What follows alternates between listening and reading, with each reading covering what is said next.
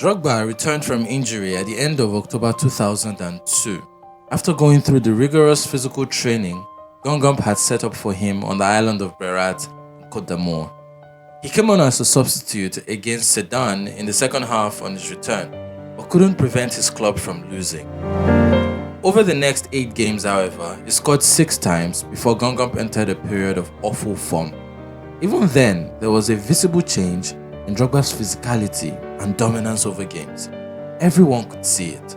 This was not the same guy.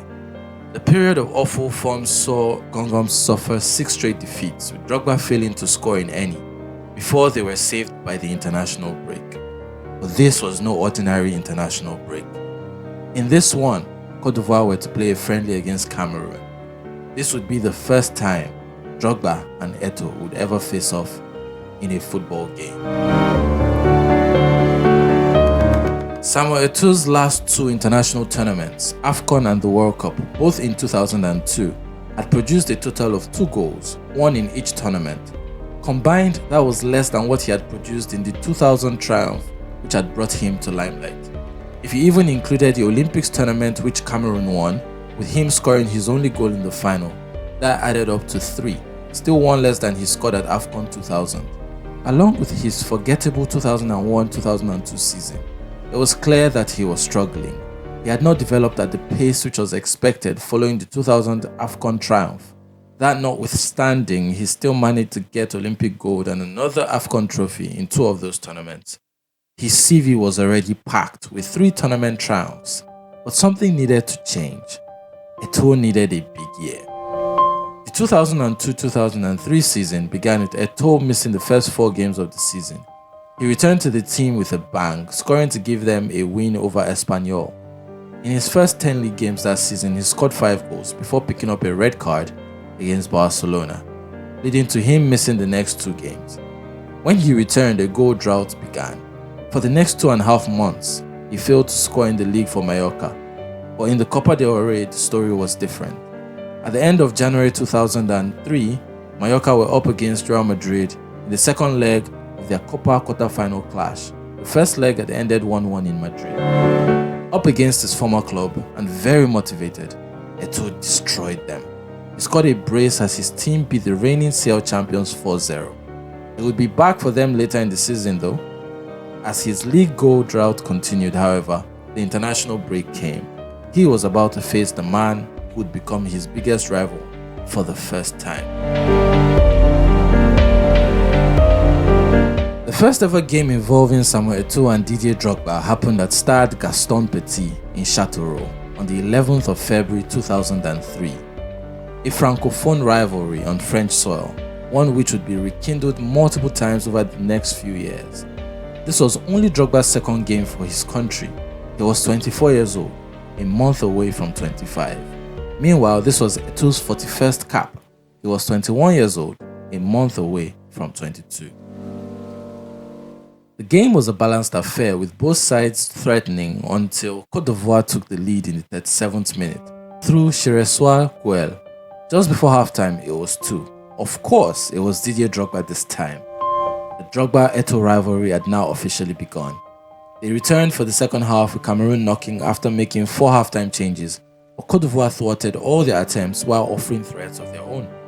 In the 63rd minute, Drogba was taken off and replaced by Georges Ba. Eto'o remained on the pitch until the 90th minute before he was subbed off, mere minutes after Kalou had made it 3. The game ended 3-0 in favour of Cote d'Ivoire against the reigning back-to-back African champions. A blow had been struck. It would not be forgotten. The universe has a sense of humor, and maybe this game was another indication of it. Both players had come into this game in poor scoring form, both navigating dips in form.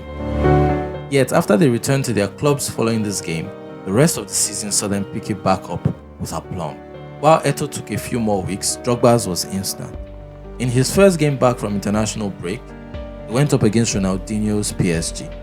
It looked like this game was going to extend their losing streak after Ronaldinho gave PSG the lead within 20 minutes and Jerome Leroy scored early in the second half. 2-0 down at home and on a bad run, things looked bleak. But Didier Drogba said, "Not today." Oriol Guillem pulled one back for Gongom before Drogba took center stage, scoring a brace to complete a remarkable comeback for his team. Over the next 11 games, he would score 7 times, making it 9 goals in his final 12 games of the season. His goals helped his team finish 7th, securing the Eto'o Cup qualification after they won 8 of their final 9 games. His 17 league goals meant that he finished 3rd in the scorers list, with only Shabani Nonda and Pedro Pauleta scoring more than him. That season remains Gongom's best ever season in the top flight, the highest they have ever finished in a league season. They finished with 62 points, just 3 points off 3rd placed Marseille, who claimed the final Champions League spot, and 6 points off Lyon, who were champions. Naturally, the headlines were about Drogba. He was now a certified force in top flight football. The clubs were circling, excited about him. He had hit 21 goals in all competitions in 39 games, the first time he ever scored more than 20 in a season in his career. This was only his first full season in the top flight. Just 2 weeks after the season ended, he scored his first hat-trick for Cote d'Ivoire in their 2004 AFCON qualifier against Burundi at the Félix Houphouët-Boigny Stadium in Abidjan, with 50,000 fans in attendance. Unfortunately for him, Cote d'Ivoire would fail to qualify for AFCON after a defeat to South Africa not long after. Per the rules, only the best second-placed team in groups consisting of 4 teams would qualify as the best loser.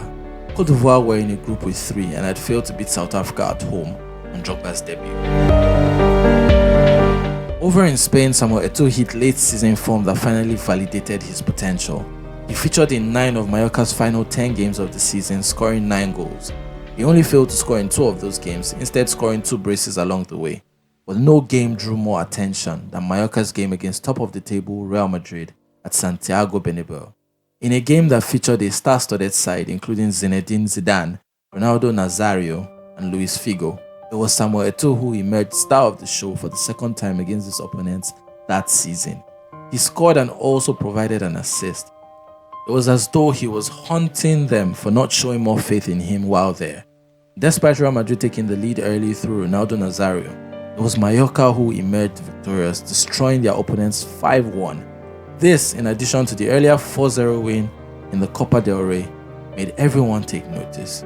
Mallorca had also made it to the Copa del Rey final after defeating Deportivo La Coruña in the semi-finals. Eto'o had scored one of the goals in the first leg at Riazor to take them there.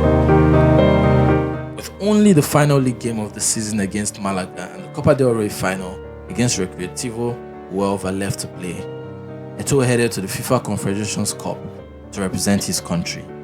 In his first game there against world champions Brazil, he won the game for his country, producing an incredible long-range effort that rattled the net. That was to be his only goal of this tournament, in continuing with the theme of his tournament output after AFCON 2000. But it proved important as the win helped Cameroon make it to the semi-finals. But in the semi-final against Colombia on the 26th of June 2003, tragedy struck. Cameroonian midfielder Marc-Vivien Foé collapsed and died on his way to the hospital due to undetected hypertrophic cardiomyopathy. That tragedy shocked the football world, especially the players themselves who were on the pitch witnessing it, Eto'o being one of them. Cameroon won the game and made it to the final, which was to be played on the 29th of June 2003 in Saint-Denis. But Mallorca's Copa del Rey final was to take place a day before, on the 28th of June 2003. Samuel Eto'o was to play both games, all while mourning his teammate and dealing with the emotional toll of it. But if there is any player who can thrive in such circumstances, it is Eto'o. He headed to Spain for the Copa del Rey final in Elche and was named in the starting lineup. In the 20th minute, he won his team a penalty, which was converted by Walter Pandiani to give them the lead. They went into halftime in the lead but faced a tough second half with pressure mounting and Recreativo looking for a way back into the game. In the 72nd minute, that man Samuel Eto'o finally settled it, racing onto a through ball before slotting it past goalkeeper Jose Antonio Luque. But he was not even done yet. As the game entered its final minutes, he picked up the ball from teammate Carlitos, floored 2 Recreativo defenders before striking a fierce shot into the back of the net. Goal in the AFCON final, goal in the Olympic final, and now 2 goals in the Copa del Rey final. Samuel Eto'o had shown once again that he was a man for the big occasion. 3-0 the game ended and Mallorca were Copa champions.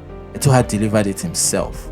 With 19 goals in 36 matches that season, he had delivered the best scoring return in a season of his career by that point. The next day he was off to France for an emotional Confederations Cup final against the hosts. There were tears and tributes to the fallen lion foe as both teams came together to honor him, along with his family. Eto'o wasn't named in the starting lineup, but he came on in the 67th minute with the game still goalless. Despite his best efforts, it was France who came out victorious in extra time thanks to a golden goal by Thierry Henry. Despite the season ending in disappointment in that final, something had fundamentally shifted for Eto'o. He was now a bona fide superstar, a proven winner at club level who had really started to show how devastating he could be against the best teams and players in the world. Everybody was taking notice. Drogba on his part was the subject of a lot of speculation following his own stellar season, which had also established him as a top-flight star ready for the next level. In the end, he joined Olympique Marseille, who were competing in the Champions League the next season. From being on the bench in the second division, to fighting relegation in the top flight, to making his national team debut, to propelling his team to a European spot, to signing for the biggest club in France, where he would play in the Champions League. A lot had happened within 19 months for Didier Drogba, a meteoric rise that even his fiercest backers would not have seen coming.